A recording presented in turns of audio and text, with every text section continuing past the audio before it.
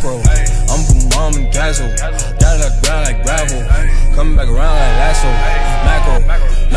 Like a vision board, I see with clarity. I hustle like my name is Garyvee. But I've been telling you. Accountants was talking about equity. I'm Triple H giving the pedigree. That mean that I'm special, my specialty. I put in the work till I'm dirt in the earth. I'm moving furniture to Beverly. So let's expand on shooting for the moon and landing on the clouds, or shooting for the clouds and landing on the roof. Shoot for the fucking moon. Because the stars are better than if you shot for the clouds. Because if you shoot for the clouds, you're gonna end up on the roof. Here comes Jordan. Jordan's running for our workout. Oh, there he is. There we go. Anyway. So anyway, what I meant in there was the fact of the matter is that people's goals aren't big enough. Like, I think that people make way too many short-term goals and they're thinking in 1 and 3 year macros. And so for me, one of the great things about trying to buy the New York Jets is it's stretching my thinking. A lot of my behavior is 5, 7, 12, 15 years long. And so I think that when your goal is to own a BMW, or if your goal is to get a Rolex watch, your behavior becomes more short term. So one of the things I try to teach my managers, my entrepreneurs, my audience is level up your thinking. Try to leave a legacy. All of a sudden you become a better person. Try to buy the New York Jets. All of a sudden you become a more successful business person. Stretch your goals. Make me a promise after this episode. Stretch your goals. One of the things to expand on in this weekly recap is, why did I buy PureWow? We saw a lot of PureWow meetings this week. Obviously VaynerMedia is an agency, right? A paid media agency. We buy ads on websites and other platforms. A creative agency. We make pictures and videos that you see on those platforms. But part of my plan, always along with VaynerMedia, was to create or buy a media company.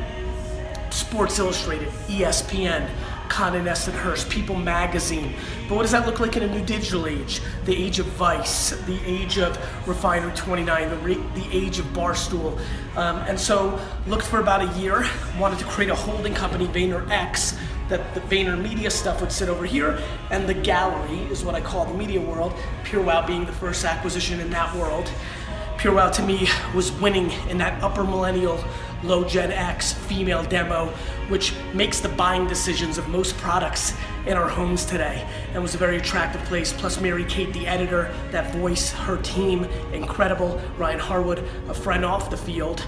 Watched him from afar, never even considered PureWow because Ryan was a friend off the field, and then stumbled into it about 18 months ago, 15 months ago as a conversation, got to the right price on both ends and made the move. And now the goal is really to create one of the great female media brands of all time around PureWow. So I'm excited about it. So just to round out the repertoire, you kind of have an army belt, a Batman belt of different things.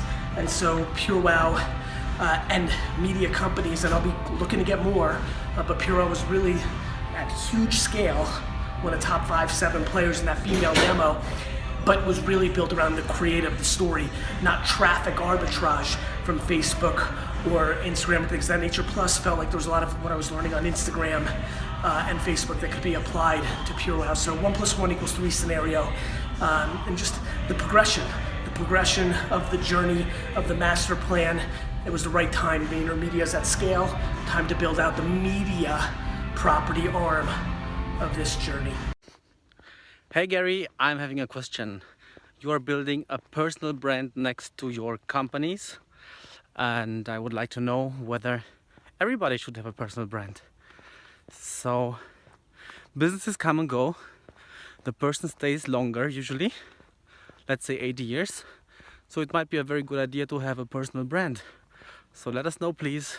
Thank you and greetings from Germany. Q Health. Listen, I wrote a book in 2009 called Crush It about building personal brand. I'm writing a book right now, either titled Crushing It or Crushed It. As a matter of fact, it's a good opportunity. Leave in the comments, what do you think? Should I call it Crushing It or should I call it Crushed It? It's a story about the people that have read Crush It are winning, and an updated version of how to build a personal brand in today's environment. Q Health, as far as building a personal brand alongside your business, I'm doing it. I'm a fan of it, but I also think I have the personality the skills, the stomach and appetite for all the people that want to troll and things of that nature. I think it's a very personal thing. I think it's like raising a family. It's like a relationship. I don't want to fly in here and tell you everybody should. Everybody who's capable and wants to should jump into the pool if you're debating it, because there's a lot of vanity there.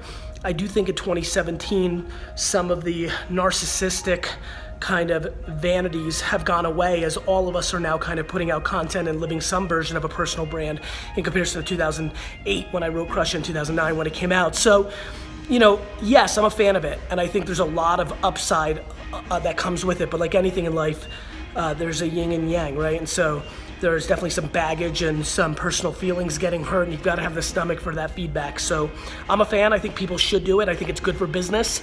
I do think that as your business career evolves, it means that you have a base every time you start something new if you decide to go that route. And so I'm passionate about it. I think it's good. Okay, what did I mean by fixing the plane while you're flying it?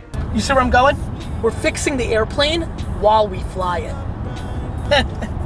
By the way, by not taking a stop in Providence, Rhode Island to fix something, and then Kansas City, Missouri, we've lapped the world 15 times while everybody's still fixing their brakes in fucking Wichita. The big thing there is that too many people aren't moving.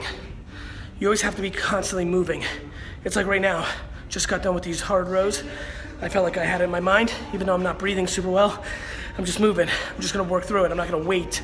Too many people think that you have to like stop, fix, and go. I think very much like it's NASCAR, right? You come in, pit, move. I've got a lot of problems at VaynerMedia, but I don't stay off the offense on a lot of the great things that are going on. Vayner Talent, Vayner, the small business thing, by the way, small businesses hit me up. You know, the consulting stuff, the video production stuff, the paid media stuff. Sure, there's a lot of things to fix, but too many people dwell on what's wrong with their organization, and they spend all their mind time, their strategy on trying to fix that. That's like parking the plane and fixing. I'm like, look, I've got to fix those things, because if you don't fix it, the company breaks. But I'm gonna stay on the offense. I'm gonna keep flying my plane and fixing it midstream. And so that's what I mean by that. You don't have to dwell, stop, and address all your issues, and then when it's perfect, you move forward. It's a huge mistake that slows you down. That's why so many people build smaller businesses. One of the reasons I built very big businesses is that, of course, I've gotta fix them, because if you don't fix them, you die. But I'm always tripling down on my offense as well.